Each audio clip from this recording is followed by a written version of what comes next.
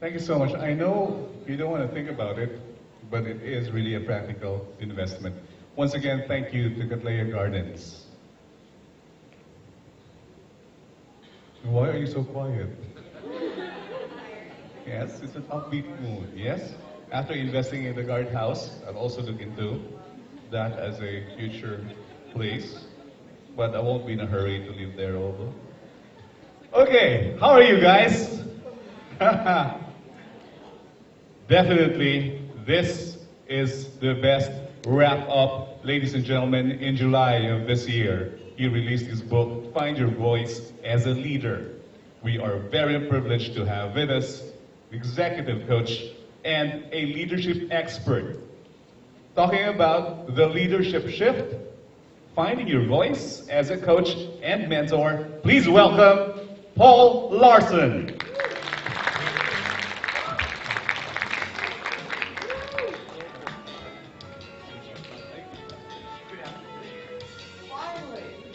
Finally, I'm up here. Finally! Woo! Finally! Finally! Wow! So, it is a privilege and honor to be here today. I love the Philippines. I love the Philippines. And it has been such an honor to be here today and to see all the eloquent and esteemed speakers, to meet so many of you in the audience. It's just been absolutely phenomenal.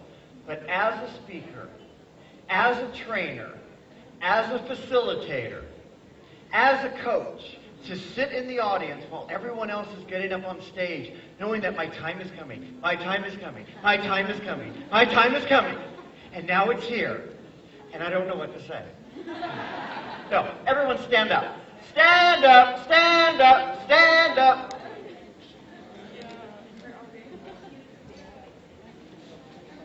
Okay, so I talk about finding your voice as a leader. And today we're going to be talking about sort of a little twist on that. Finding your voice as a coach and a mentor.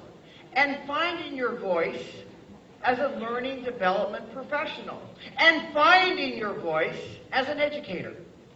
So I've been in the training and development, learning and development education world for over 30, 35 years.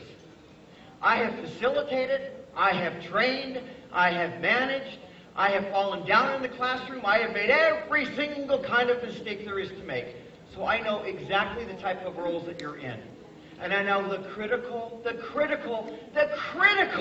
role that you play in your organizations, at your institutions, at your schools, but more importantly, the critical role that you play in your life and in the lives of others.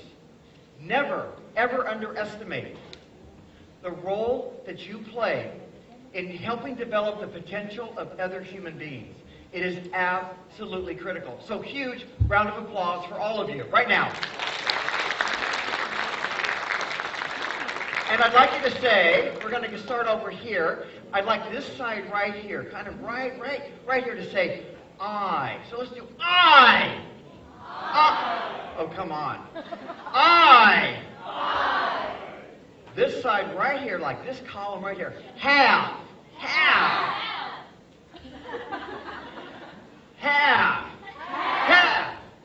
And you've got an easy one right here, kind of right in the middle right here. A. Great. And then the rest of you are going to use, you have the word voice. Let's hear voice. Let's hear voice. Let's hear voice. Okay, now, we're going to start with I have a voice. We're going to see how loud we can make this room. Let's do it, right? I want to hear that Cebu cheer that I know so well. I love this community. I love this town. This is my second time here, and I look forward to many more. So let's do it. I have a voice. Do a little more. Let's do it one more time. I have a voice. And once more.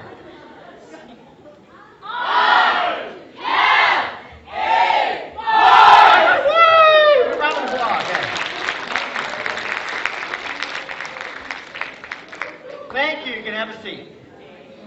That concludes my presentation. That's all I have for you. Thank you so much for coming. Have a good day.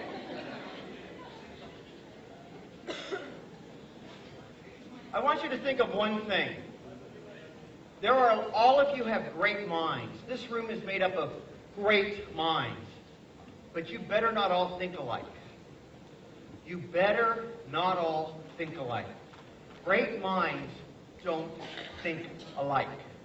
And many times in organizations, that's not always the case. Because we always need to kind of get along. We need to kind of collaborate. We need to always kind of come to agreement. But great minds don't always do that. And I'm going to show you, as a learning development professional, how you can find your voice and have a great mind so you don't always think alike, and so you can stand for something. Stand for something that you believe in. So, love the Philippines and really love my pulveron. Really love my pulveron. Goldilocks is my favorite bakery. Goldilocks has been open I'm from San Francisco, California, in the States. And Goldilocks they have a ton of stores in the San Francisco Bay Area because we have a very large Filipino community.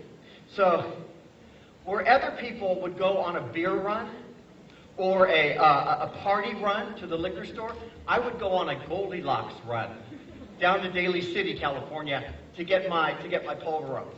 So these are such a lovely treat, and they will never be pried from my hands. So as I leave tonight, I'm actually flying home tonight by way of South Korea, and on my way to Seoul tonight, I'll be enjoying these and reminiscing about my wonderful, wonderful time that I've had here in the Philippines. So I've been a trainer since this age. That is me. And if you kind of notice, I'm in kind of training pants. So I came out of the womb a trainer. I came out of the womb like telling my mother what to do. So I was a trainer at an early age. And I like to think I'm kind of a Pinoy in training, so to speak, right? So here I am training. I've been training for a long time. It was always in my blood. And everything I've learned about learning and development, training and development, I learned in a clown suit. And I'm going to tell you that story in just a moment. So let's talk a little bit about the art and science of learning. So when you think about coaching and you think about mentoring, mentoring to me is like the science. It's telling somebody how to do something. It's showing somebody how to do something. It's downloading that information. It's that science piece. The coaching is sort of the art. It's that potential. It's putting that science together. It's looking at all of the potential you can have. It's creating that canvas. So when you think about the science of leadership, the science of what you do, also think about the art that you create. As learning development professionals, you are always in the science. I heard it today. I heard it all over today when we were doing the flip charts and the breakout sessions. Such great knowledge.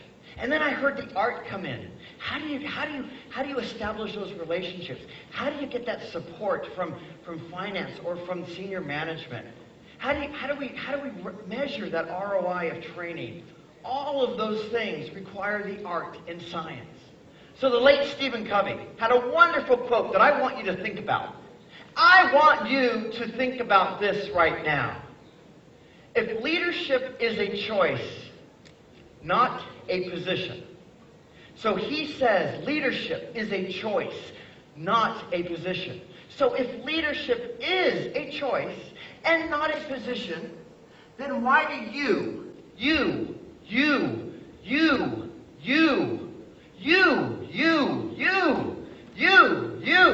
get a car, you get a car. I have to say that. Then why do you choose to lead? Why do you choose to coach? Why do you choose to mentor? Why do you choose to be in the learning and development field? That field of growth. The field that has all of its challenges and struggles, which we talked about today. But at the end of the day, you go home thinking, I made a difference in somebody's life. I maybe gave somebody some hope, some career growth, some development, a skill, something they didn't have.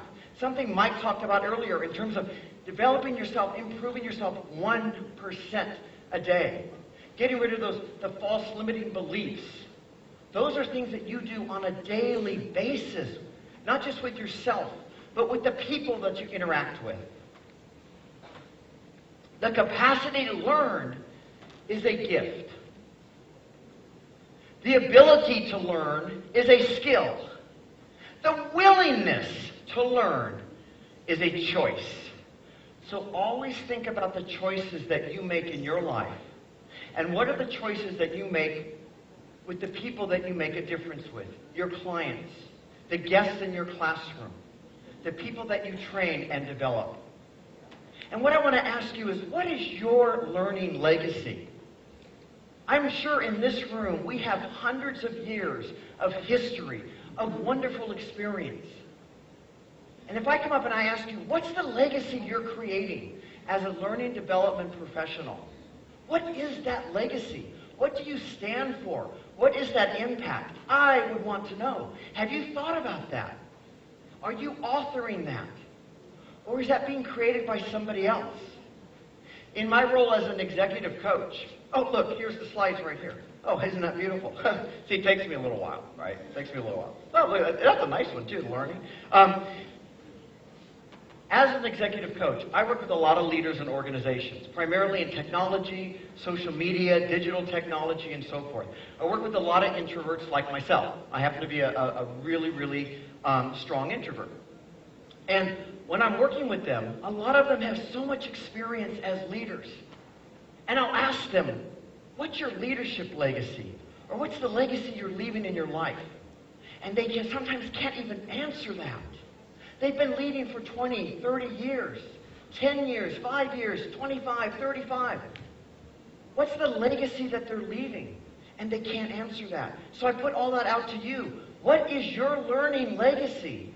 What's the legacy you're creating in your company, in your organization, in your community, in your school, in your institution? What is that legacy and what do you stand for?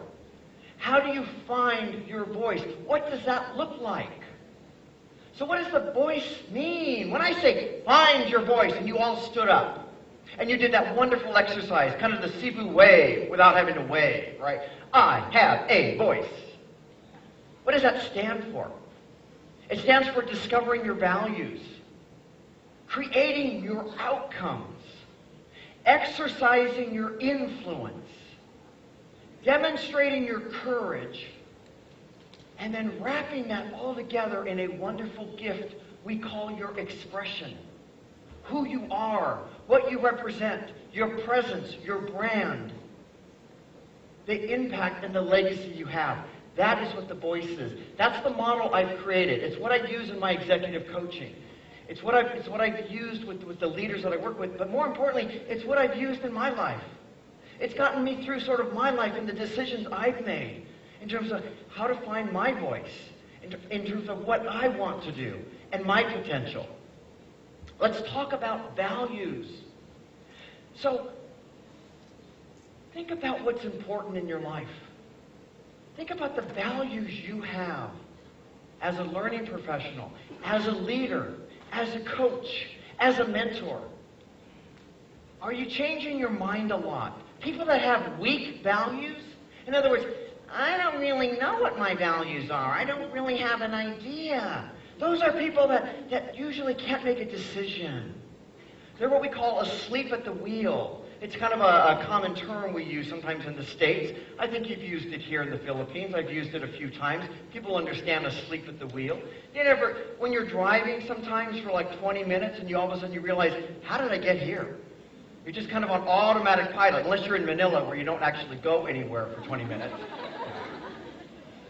But when you're driving and all of a sudden you wake up and like, oh my gosh, I just drove 25 miles. How did I get here? That's being asleep at the wheel. Those are people that necessarily are not valuing something. They don't understand what's important to them, what their passion is. Are you training or facilitating with cluttered thoughts? Do you understand your value as a trainer? Do you understand your value as a facilitator, as a teacher, as an educator, as a human, as a global citizen? What are your values? The very first thing you need to do is discover what's important to you. Who are you? What do you stand for? Don't make us question who you are. Don't make us come up to you and say, I don't know what she stands for. I don't know what he stands for. As a leader, you need to be crystal clear on what you value. If you've got strong values, you're confident in what you believe. You're not just awake at the wheel, you are aware at the wheel. I've heard a lot of talk today, beginning with Scott, Jerome, Mike, the other speakers that have talked about having discipline, being deliberate. So are you aware of what you value in your life? Are you aware of what's important to you? Are you clear with your purpose? In today's world, it is so easy to be distracted, to be cluttered, to become a victim. But hashtag you want to lead out front. You want to lead with your values. You want people to know what you stand for. You want people to understand who you are. Leading with your values is so critical. Now, something that can happen when you discover your values is you try to kind of fit the little red square into the round hole. And that's what happens when we call disengagement. Because sometimes your values don't match the values of where you work. Sometimes your values don't match the values of the person you're in a relationship with. Sometimes your values don't match the values of your family, of your friends. So what do you do in that case? Those are compromises we make on an ongoing basis. The compromises that we have to make, the choices that we make. But one of the biggest factors of disengagement, and we've talked about it today, disengagement was talked about as engagement. How do we use learning development as engagement? I used to do those engagement surveys. I don't know if anyone's ever heard of an engagement survey before, right? I'm talking to the group of people that probably understand engagement surveys more than anyone. We used to do those huge engagement surveys. They were like 70, 80 questions. And they would measure everything, shoe size and shirt size and everything else, besides everything that was important to people at an organization. But what would happen with those engagement surveys? They really weren't measuring what was important to people, the values of the individual, in alignment with the values of the organization.